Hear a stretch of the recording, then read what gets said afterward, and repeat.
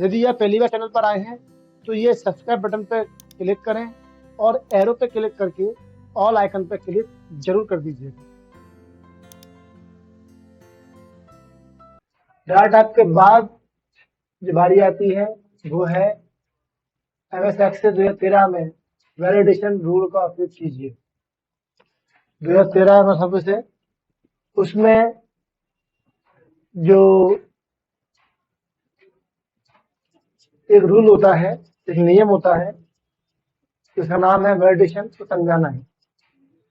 तो जरा समझने से पहले समझिए, जरा समझने से पहले आपके फाइल है और उस फाइल के अंदर आप चाहते हैं कि एक कॉलम में सिर्फ MP लिखे आया करे और कुछ नहीं आया करे, सिर्फ MP, मध्य प्रदेश भी नहीं आना चाहिए, सिर्फ MP आना चाहिए। तो कैसे सॉल्व होगा? तो वैलिडेशन मतलब हो गया डाटा को वैलिड करना। तो वैलिडेशन रूल एक नियम है जो कि निर्देश देता है कि कौन सी जानकारी किस फील्ड में दर्ज की जा सकती है। जब एक वैलिडेशन रूल लागू होता है तो यूजर के लिए नियमों का उल्लंघन करने वाले डेटाबेस में प्रवेश करना संभव है। यानी कि आपने नियम बना दिया और नियम बनाने के बाद कोई भी डाटा उस नियम का उल्लंघन करता है तो डाटा एक्सेस में सेव होना इम्पॉसिबल है, तो उस सारा डाटा नहीं पहुंचेगा। नीचे दिए गए उदाहरण में हम उस नियम को हमारी ग्राहक तालिका में लागू करेंगे। एक टेबल है कस्टमर टेबल, उसमें लागू करेंगे। कैसे करेंगे बताया गया है। जो शर्त ये होगा कि यूजर अपने रिकॉर्ड में कुछ टाइप कर सकता है, कुछ टाइप नहीं कर सकता। क्या नियम है इसका देखिए जरा। सबसे पहले आप उस फील्ड का चयन करेंगे जिसमें आपको वैलिडेशन रूल लगाना है। फॉर एग्जाम्पल के तौर पे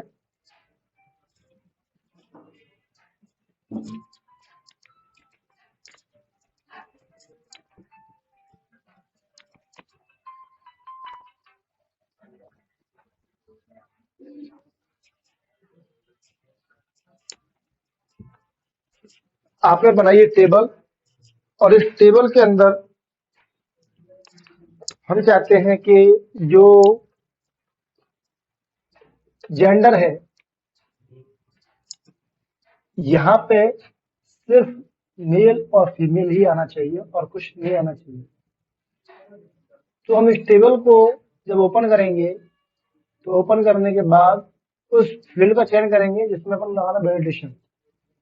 वही बोल रहा है उस फील्ड का चयन करें जिसमें आपको वैलिडेशन रूल लगाना है। उदाहरण के लिए स्टेट फील्ड, हमने चुन ली मेल फील्ड। अब फील्ड टैब का चयन करेंगे। फील्ड टैब कहाँ है? मेरा फील्ड टैब ये आगे चल, ठीक है। फील्ड टैब अब क्या करेंगे? फील्ड टैब चयन करें। इसके बाद दिया हुआ है फील्ड टैब का चयन करें, फील्ड वैलिडेशन ग्रुप का पता लगाएं। फील्ड वैलिडेशन ग्रुप ये रहा।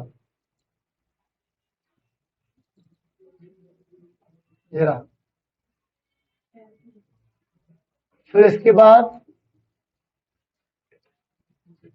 वैलिडेशन ड्रॉप डाउन कमांड पर क्लिक करें और फिर फील्ड वैलिडेशन रूल का चयन करें।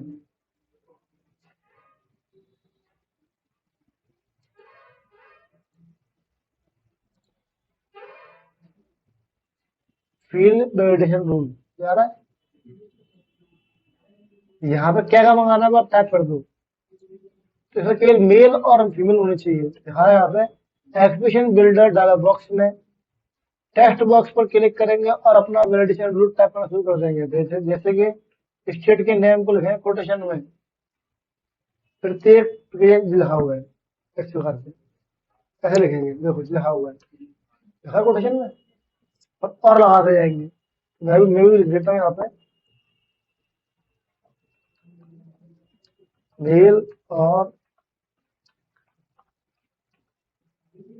बस दो चाहिए मुझे। ऐसे ओके कर दिया। ओके करने के बाद आप इसको यहाँ पे रूल लगा दिया आपने, वैलिडेशन रूल। ठीक है, अब यहाँ पे तुम कुछ भी करो,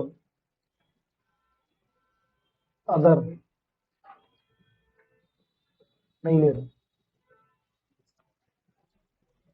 क्योंकि मैंने वैलिडेशन रूल लगा दिया है। ठीक है,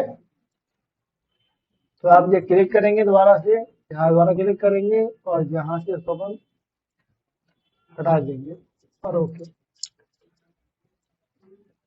तो यह टाइप कर देंगे। टाइप करने के बाद अब इस बार आप वैलिडेशन रूल से संतुष्ट हैं तो ओके पे क्लिक कर दें, डायलॉग बॉक्स बंद हो जाएगा। वैलिडेशन ड्रॉप डाउन कमांड पर पहुंच जाएंगे, फिर हम क्लिक करेंगे वैलिडेशन मैसेज पे। और अपन चाहते हैं मैसेज हमारा हो तो हम यहाँ क्लिक करेंगे, इस पर क्लिक करेंगे,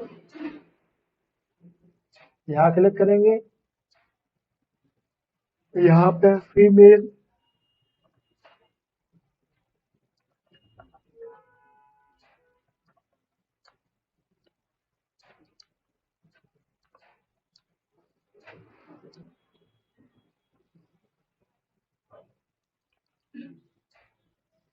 ठीक है, तो क्या करेंगे, दोबारा क्लिक किया, वैलिडेशन मैसेज पर जाएंगे, यहाँ लिख देंगे only male and female valid या enter only.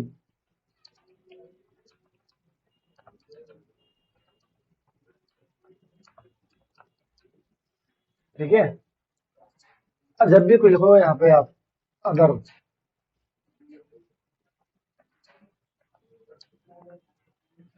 Enter only mail, तो आप खुद का ही मैसेज बना सकते हैं और खुद का ही कोई भी नाम इसमें डाल सकते हैं। क्लिक किया, मैसेज को डिलीट किया, क्लिक किया, यहाँ क्लिक किया, इन सबको ओके। इस प्रकार से हम इसमें ये काम कर लेंगे। ठीक है, बोला मैसेज टाइप करें, चयन करें और ओके पे क्लिक करें, दे दिया मैसेज, ओके पे क्लिक कर दिया। अब जैसे कोई डाटा भरेंगे सेल के अंदर जो कि उस नियम का उल्लंघन कर रहा होगा तो एरर मैसेज शो हो जाएंगे। डाटा संग्रह डाटा कौन से होते हैं, शॉर्ट टेस्ट, लॉन्ग टेस्ट वाले, और इस डाटा में वैलिडेशन हो गया। आगे दिया गया एमएस एक्सेस में डेटा को शॉर्ट कैसे करते हैं। शॉर्ट माने होता है क्रम में लगाना।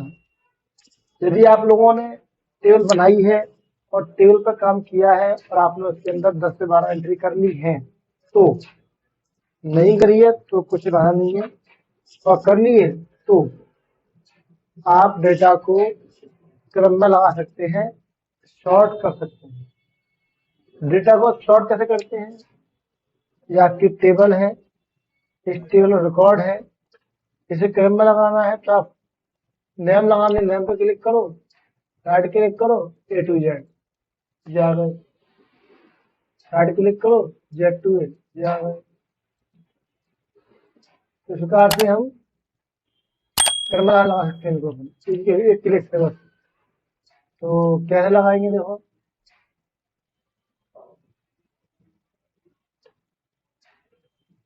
यदि आप रिकॉर्ड के क्रम को बदलना चाहते हैं तो उन्हें फील्ड के आधार पर क्रमबद्ध किया जाता है।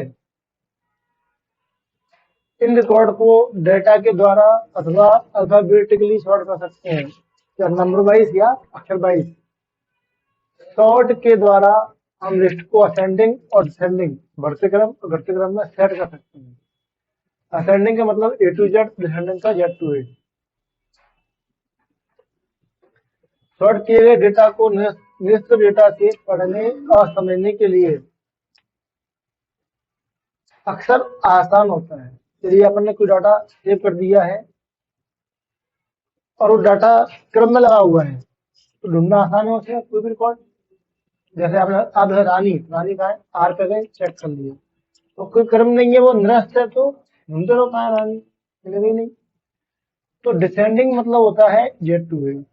ठीक है, शॉर्ट किए हुए डाटा को निरस्त डेटा से पढ़ने और समझने में आसानी होती है। और आसानी करने के लिए अक्सर ये पूछा जाता है कि डाटा क्रम में लगा कि नहीं लगा। डिफॉल्ट रूप से एक्सेस अपने आईडी नंबर द्वारा रिकॉर्ड टाइप करता है। क्या करता है? अपने रिकॉर्ड टाइप करता है क्या के द्वारा? अपने आईडी नंबर के द्वारा।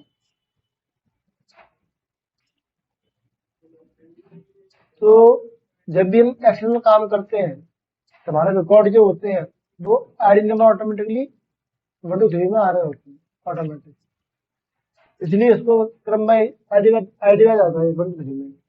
तो हमें लगाने नेम वाइज नहीं लगाना, हमें ऐसा लगाने हैं, यहाँ पर क्लिक किया ये लगा लो, ये लगाने हैं, क्लिक किया ये लगा लो, ठीक है। तो इस टाइप के डाटा को हम क्रम में लगा सकते हैं। तो ये लगाने का तरीका, एक तरीका जो हो गया लगाने का एक तरीका। आप टेक्स्ट को आरोही और अवरोही दोनों क्रम लगा सकते हैं। आरोही क्रम क्या होता है? डाटा बढ़ता क्रम। अवरोही घटता क्रम। आरोही बढ़ता और अवरोही घटता। तो कैसे लगाएंगे देखिए। सबसे पहले तो आप उस कॉलम पर क्लिक करें जो आप क्रम में लगानी है, और फिर आप होम में गए, दिया है असेंडिंग, यहाँ क्लिक कर दिया, आगे डिवीजन असेंडिंग, आगे जेट टू, ठीक है। तो यहाँ से डाटा क्रम लगा सकते हैं।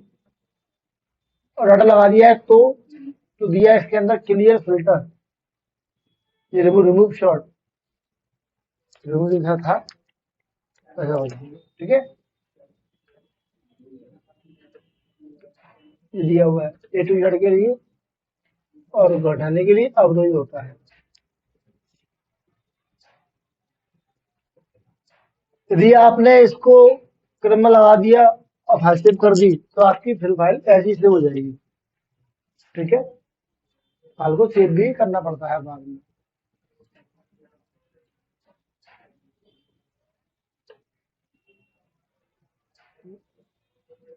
शॉर्ट कीवर्ड डाटा कैसे हटाएं? तो लिखा था रिमूव शॉर्ट्स, और हटा देंगे अपन, ठीक है। तो बस डाटा टाइप क्या होते हैं, कौन कौन से शॉर्ट कैसे करते हैं अपन, और क्या था एक